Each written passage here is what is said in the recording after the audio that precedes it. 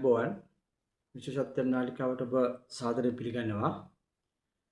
විශ්ව ශක්තිය සම්බන්ධව කතා කරනකොට අපේ සිරුර චක්‍ර ගැන මම වීඩියෝ දෙකක සඳහන් කරා. චක්‍ර 7ක් සම්බන්ධව. එම චක්‍ර කියන්නේ අතත විශ්ව ශක්තියේ ගමන් මාර්ග.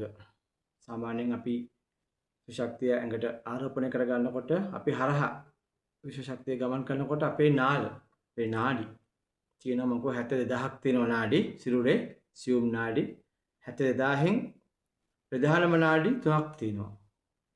එකක් මැද කොඩුමට පෙළ සුසුම්නා නාඩිය. ඒකට මැදින් යන සුසුම්නා නාඩිය දෙපැත්තෙන් තියෙනවා ඉඩා පිංගලා කියලා නාඩි දෙකක්. සංස්කෘතික වචනේ මේ ඔක්කොටම තියෙන යෝග විද්‍යාවේ ඉඩා පිංගලා කියන්නේ අපේ චන්ද්‍ර නාඩි සූර්ය නාඩි කියන එක.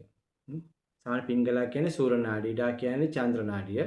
මේක සම්බන්ධයි අපේ ගුණ මාර්ගයේ 15 කෙළවරේ කොඳුයට පෙළේ කොඳුයට අපි පෙළ ගත්තොත් ඒ 15 අස්තිය ඒ තියෙන සම්බන්ධතාවය මේ ශක්තිය ගබඩා වෙලා තියෙන තැන්පත් වෙලා තියෙන මේ විශ්ව ශක්තිය අපේ තියෙන සිරුරේ තියෙන විශ්ව ශක්තියෙන් බොහොම අංශුවක්. ඒ කියන්නේ මහා විශ්ව ශක්තියෙන් එක අංශුවක්. ඒ නාඩි හරහා තමයි ඉඩා පිංගලහ නාඩි හරහා තමයි අපේ මොළයට සම්බන්ධ වෙන්නේ මොළයේ තියෙන අවසාන සහස්‍රාර චක්‍රය වෙත. මේ චක්‍ර ගැන සාමාන්‍යයෙන් අපි වීඩියෝ මාලා සෑහෙන තියෙනවා YouTube එකේ එක විග්‍රහ දක්වනවා අර්ථකථන දක්වනවා. චක්‍ර කියන්නේ මතත් කිව්වා ස්නායු පද්ධති මේ ඔක්කොම තියෙන අපේ සිරුරේ මනෝකායයි. මේ භෞතික ශරීරය නෙවෙයි අපේ පේන භෞතික ශරීරයේ ෆිසිකල් බොඩි කියන්නේ ඔක්කොම තියෙන ඇස්ට්‍රල් බොඩි එක සම්බන්ධව මනෝකායක තමයි මෙම චක්‍ර පිළිట్లా තියෙන ස්නායු මධ්‍යස්ථාන ශක්ති ගබඩා ස්නායු මධ්‍යස්ථාන ශක්ති ගබඩා. එතකොට මම මුලින් ගියසති වීඩියෝ එකෙන් මම කතා කරා මූලාධාර චක්‍රය. මුලින්ම ආරාධාරණ චක්‍රය මූලාධාර.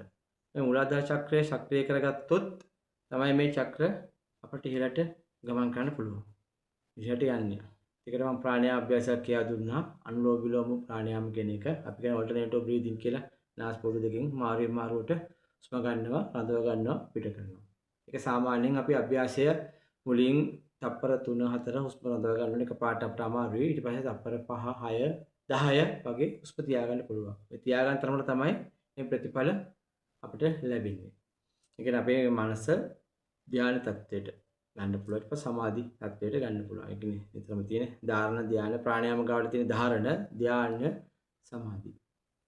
සාමාන්‍ය එතකොට අපි වෙනවා සරුවර ඒ ප්‍රාණායාමෙන් තමයි හුස්මෙන් තමයි මනස ඉස්සෙල්ලා පාලනය කරන්න ඕන. හුස්මෙන් තමයි මනස පාලනය කරන්න ලේසි. අපි ගන්න හුස්මත් එක්ක කලබලකාරීත්වය අඩු වෙලා අභ්‍යන්තර සිත යොමු කරන්න පුළුවන්. එතකොට මේ නාඩි කිව්ව ඉඩා පිංගල නාඩි දෙකක් තියෙනවා. කුණ්ඩලිනි ශක්තිය කියන ශක්තිය අපි දන්න සර්පන්ට් පවර් කියන කොස්මික් එනර්ජි.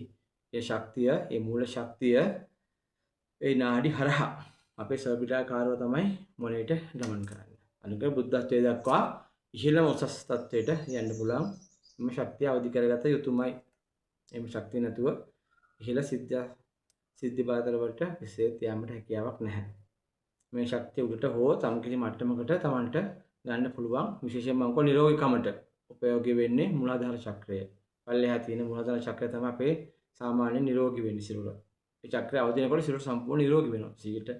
95ක් සාමාන්‍යයෙන් 90ක් වගේ නිරෝගී තත්ත්වයටපත් වෙනවා මුළු සිරුරම. අන්තරින්ද්‍රිය ශක්තිමත් වෙලා ව්‍යායාම වලින් ඒ ශක්තිමත් කරනවා. ඊට පස්සේ ශක්තිමත් භාවයෙන් තමයි නාඩි ප්‍රාණායාමෙන් අපි මේ ශක්තිය උඩට ගේන්න ඕන. ඊට පස්සේ මූලාධාර චක්‍රාට මම කව තිබ්බා අපේ ලිංගේන්ද්‍රයට ඇතුලෙන් ඒ හා සම්බන්ධව තියෙන්නේ ස්වාදිෂ්ඨාන චක්‍රය. ඒක තියෙන තෙත ගතිය, ආපෝ මම කව මූලාධාර චක්‍රයේ තියෙන පටව ගතිය, තද ගතිය, මේ තියෙන්නේ දීර්මේ ගතිය, ආපෝ ගතිය.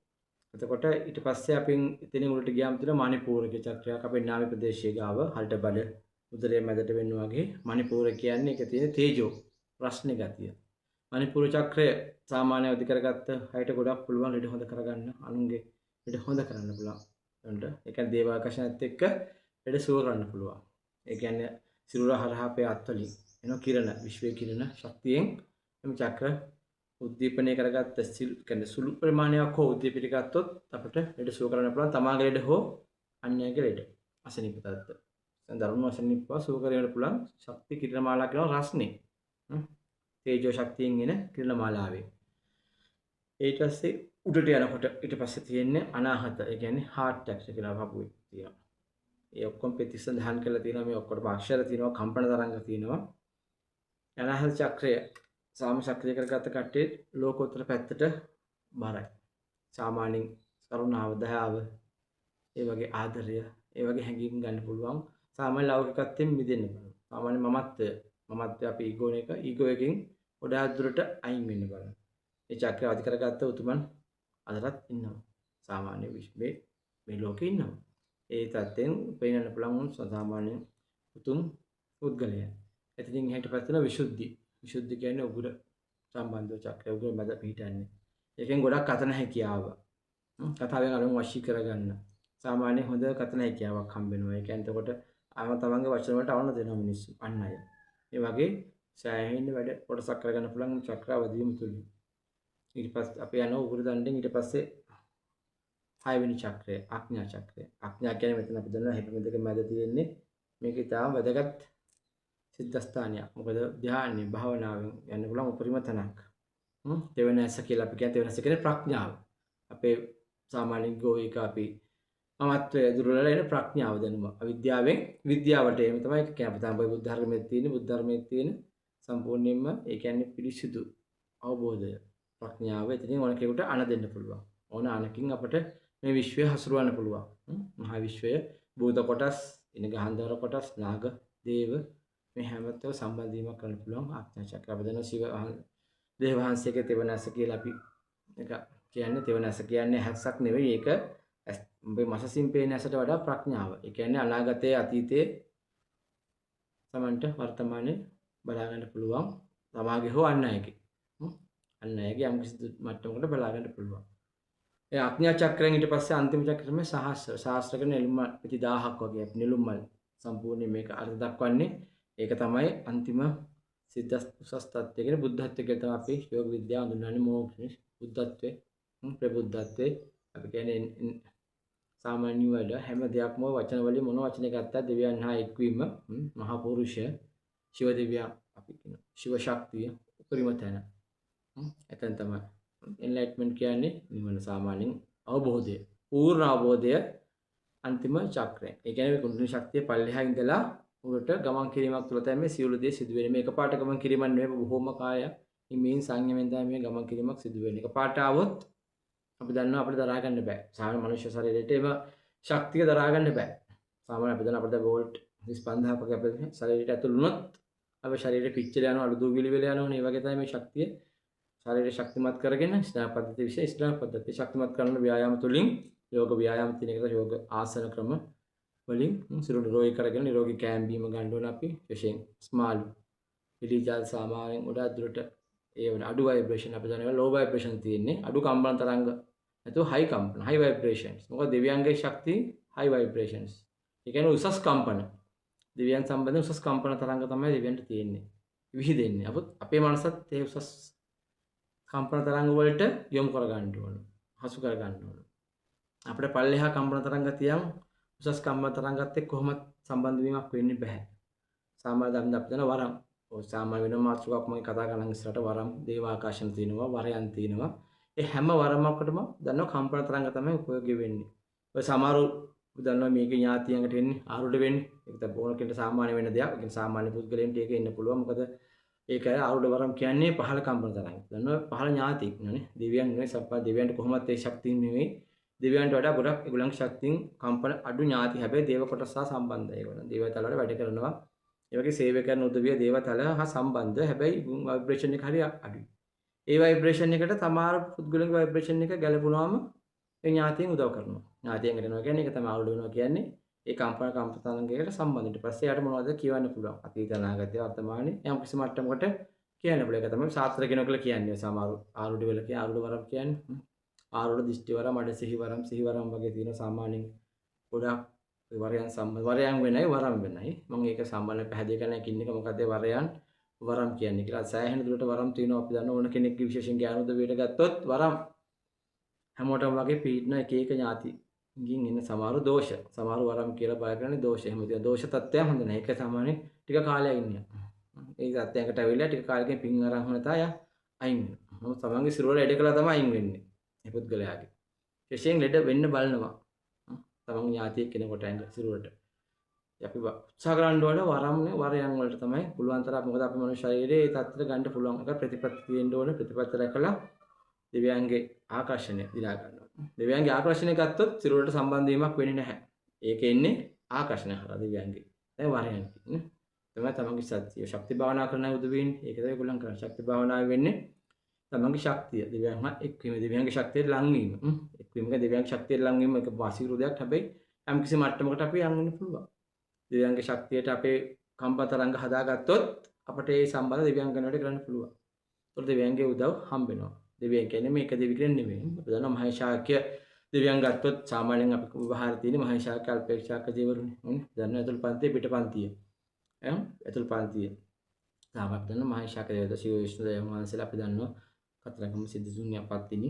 සාමාන්‍ය දෙවියන් වහන්සේලා උතුම් විෂ්ණු මහේශ්වර පියාණන් සම්මු සාමාන්‍යයෙන් තුල්පන්ති දේවල් පිටපන්ති තියෙන අපි දන්නවා කඩවර කම්බිලි ඒ වගේ දේවල් ගොඩක් ඉන්නවා. කම්බිලි දේවතා වහන්සේ ඉන්නවා සෝන් කල්මෑණියන්ගෙන් පරිවාරය තියෙනවා. කඩවර දේවතා වහන්සේගෙන් හත් කට්ටුවෙන් පරිවාරයෙන් ඒන ශක්තියින් තියෙනවා. ඒකට තුන් ගබ්බාර දේව වහන්සේගෙන් ගම්බර අපච්චියෙන් එන ඒ වරයන් තියෙනවා. මහසොන් දේවතාවුන් සමහර වරම් හම්බෙලා මහතොන් දේව සෝන් දේවතා වහන්සේගෙත් සමහර යක්ෂ වරම් හම්බෙනවා. සාමාන්‍යයෙන් ඒක සාමාන්‍යකේ පුද්ගලයාට ලැබෙන විදිය. මේවල වැඩ කිරීමේ සාමාන්‍ය මිනිසුන්ට සේවය කිරීමේ සීමාවක් තියෙනවා.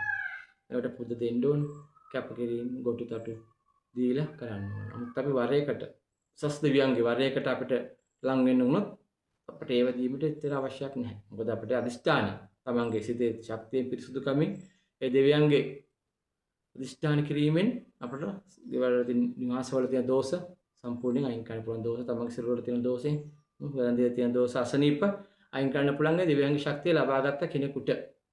ඉතින් මේ කුණ්ඩලිනී ශක්තියත් කියන්නේ ඒක තමයි. ඒ තෙන්ටමන ශක්තිය මේ ඔක්කොම වචන වලින් කියවට මේ ඔක්කොම එකම ශක්තියක්.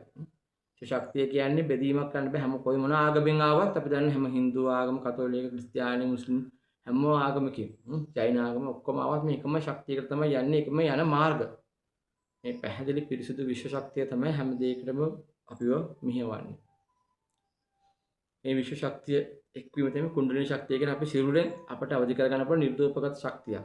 මේක උත්සාහ කරනවා නම් අපි අවදි කරගන්න මේහා ගොඩාක් සුළු නිරෝගීතාවයට ලැබෙනවා. ප්‍රධාන වශයෙන් තමන්ගේ ලෞකික සැප සම්පත් තමයි ඉස්සෙල්ලාම ලැබෙන්නේ. ඊට පස්සේ ලෝකෝත්තර පැත්තට මේ ශක්තිය අපට හසුරවන්න පුළුවන්.